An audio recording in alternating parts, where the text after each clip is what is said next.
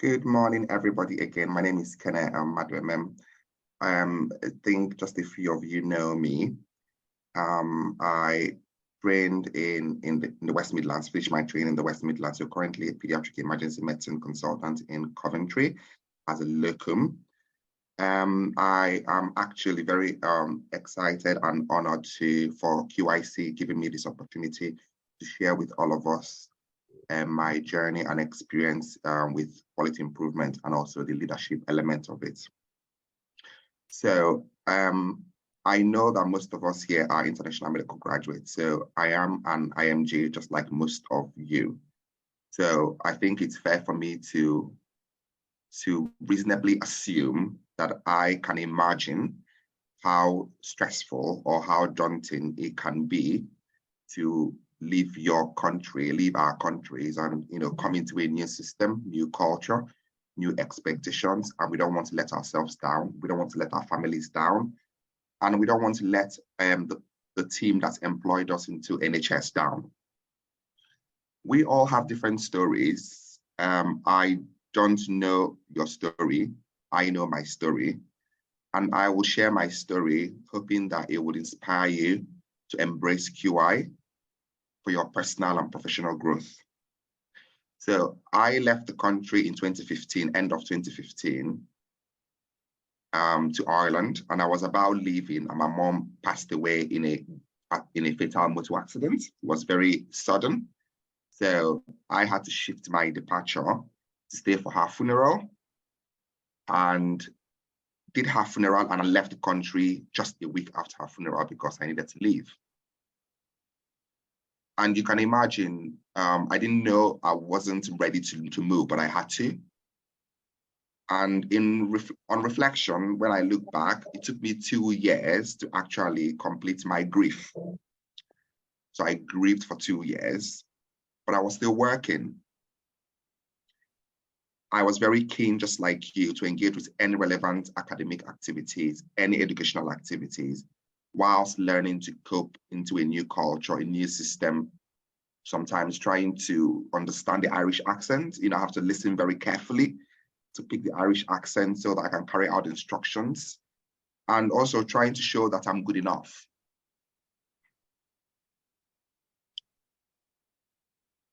So I'll move to the next slide. Hopefully it moves.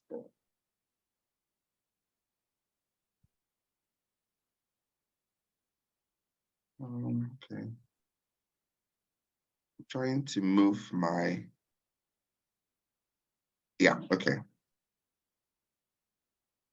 Let's hope it doesn't. Yeah, fine. So I will spend the next minute or two just to talk about challenges and learning and breakthroughs whilst embarking on a QI journey from my personal experience. So from my background and experience, one thing I was passionate about was trying to find ways to reduce cost whilst maintaining patient safety. Whilst maintaining patient safety. As we move along the QI journey, we have to be aware of challenges, and I will share my challenges with you, which I presume might resonate with your challenges so far. Not everyone will be interested in my passion. My colleagues and myself, we have different levels of ambition because some people might be more ambitious than others. And sometimes we have to be aware of the clinical workload. We have to be aware of life events, including family. I don't have a child, I don't have children, and I can only imagine when someone is faced with that responsibility, raising a family, and also trying to combine it with clinical work, and then on top of it, embarking on a QI journey. It can be overwhelming, I think. The learnings so far for me was to find out people at work who actually share the same passion with me, because not everyone will. And find out those people who will have my back, because I will make mistakes during the QI or audit. And it's really important to find out the person. I had to find out the persons who make things happen, because I need their support. And I think I try to engage with other people, like engaging with the nurse, which is something I learned later on. Sometimes you engage with the nurses, sometimes you engage with the healthcare assistants, because they can help you in your journey and actually give you more insight as to what you may not be aware of. Having that opportunity to be part of the QY learning 2 years ago, as the first cohort in the West Midlands, which you are now the first cohort of the Dudley MTI, which is amazing. I learned that it's okay to take baby steps. Pick something small. And that's what I remember all the time from Heather and Nikki. Pick something very small. It is very tempting to want to be ambitious. And I remembered that I can't change the world, although I would love to. But going through the journey with the team made me realize that small things do make a huge difference, and making it small and keeping it simple really helps.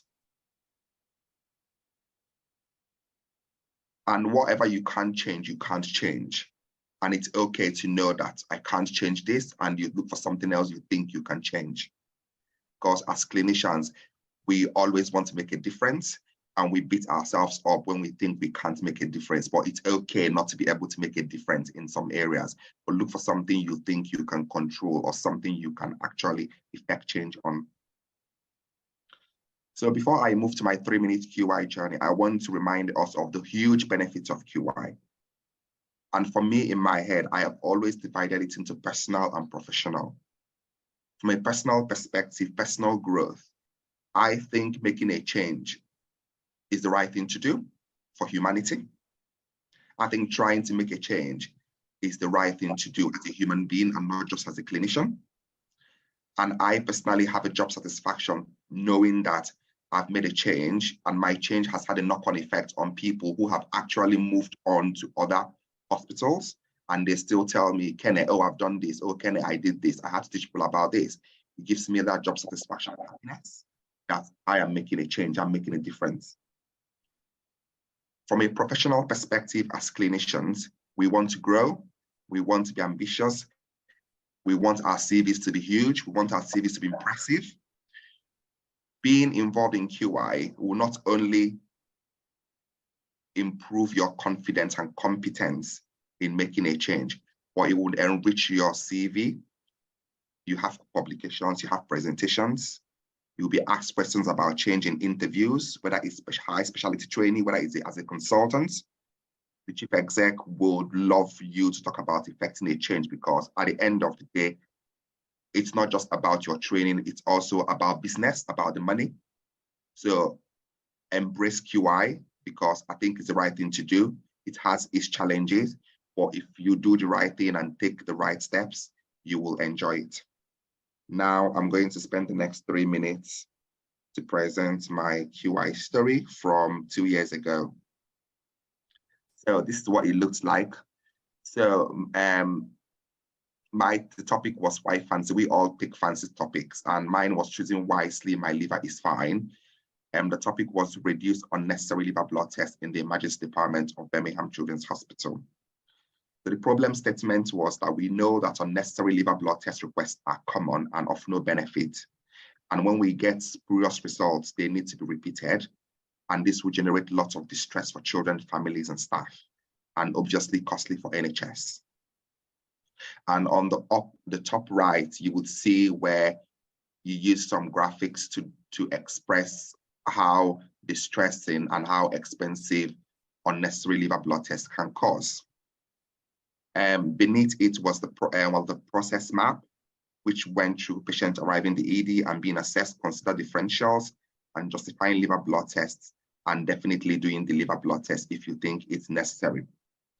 So the aim of this QI was to reduce the number of unnecessary liver blood tests in children and young people presenting to the ED less than 30% by August 2021. This started around spring 2021, around February, March.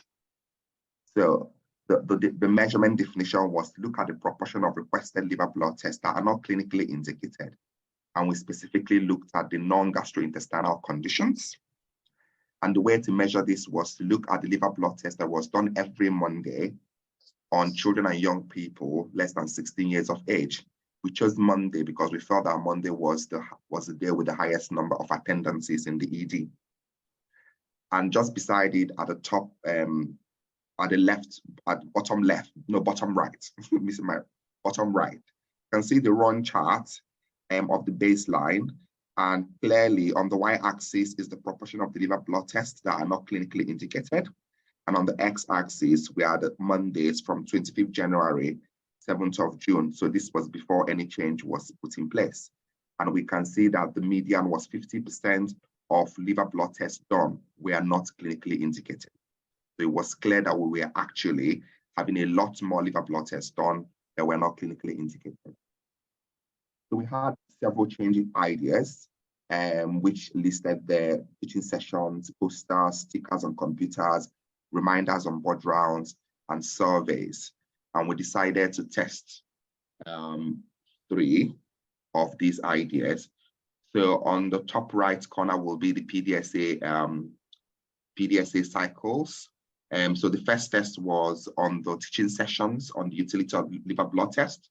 And you can see from the table, the do section of it, the study and what we did as action. And looking at the 3 tests, they were color-coded so that you can see the color codes on the run charts, with the green as the first test, the pink as a second test, and the blue as a third test. So we can see sometimes we may not actually get the change we anticipate. So with the first test on the green arrow, as you can see, we did have a dip we did have an improvement, which was shown as a dip in the number of clinically non-indicated blood tests done. But as you can see, a few weeks later, it shot up again, which is something you may expect when you're trying to put in a change. And then we tried a second test, which was the first pink, and we had a very good dip, and it went to 0 at some point. Slight hike, but wasn't really terrible. And you can see by the time we got to the third test, we've had another hike again in the number of unnecessary blood tests, which I think coincided with the doctor's changeover. Because the doctor's changeover, a lot of people rotating may not actually know about unnecessary liver blood tests. And we had to institute the PDSA test 3 for the new doctors to get involved in. And that actually saw that the numbers of blood tests not clinically indicated dropped again to 0 by the end of the QI process. So the reflections and learning from this QI journey was that we should be aware that people don't like change. We all feel comfortable with what we feel comfortable doing. So anticipating that resistance is really important.